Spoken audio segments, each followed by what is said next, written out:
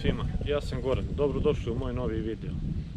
Danas ću malo da se bavim društveno korisnim radom za sve nas ovdje koji živimo u selu i koji koristimo ovu vodu. Pošto je ovo malo zapušteno ovdje, danas sam rešio da tu postavim cev za odvod. Da to ne bude ovako, da to ne bude blato, da to ne liči ni na šta, da malo uredim. Tako malo toliko puno znači.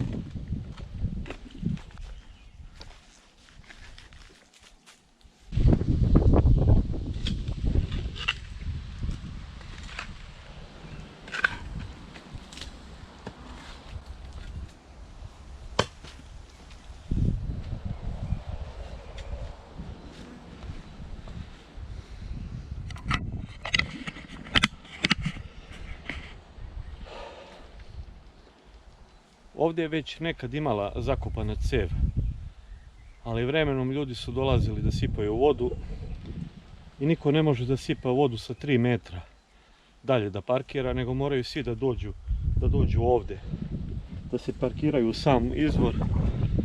Traktori, automobili, kamioni su polomili tu cev koju je nekada davno moj pokojni deda postavio.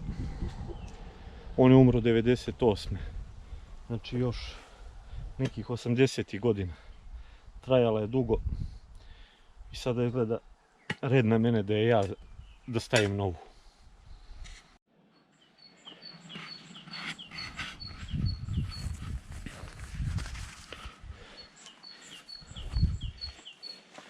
I napokon se pojavila cev.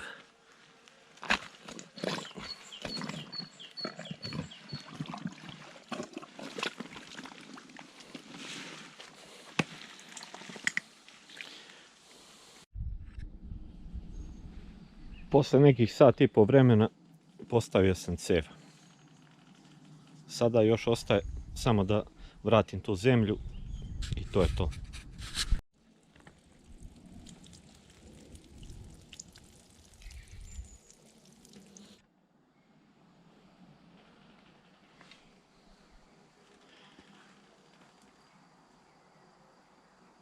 I skoro gotovo. Ostaje još samo da u toku narednih dana donese sitno kamenja i da tu stavim preko toga i da se to još malo uredi. Posle izvora idem sada malo kosim travu put do kuće.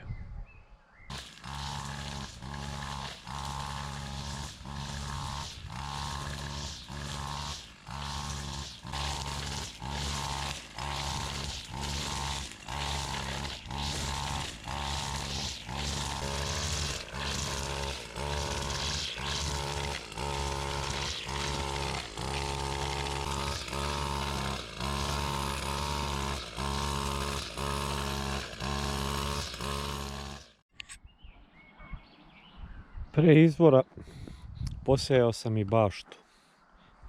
To je jedna mala bašta i više nego dovoljna za mene. Pošto sam ja sam.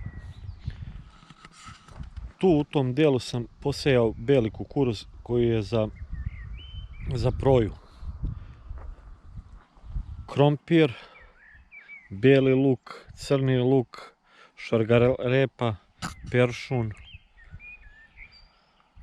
tikvice, pasulj, boranija i još jedan mali dio sam ostavio ovdje za paradajz i krastavce dok porastu u rasadniku dok porastu. I to je jedan sasvim običan dan na selu. Ako vam se dopada ovo što ja radim, stisnite zvonce, napišite u komentarima ako imate neke zamjerke. Vidimo se u sljedećem videu.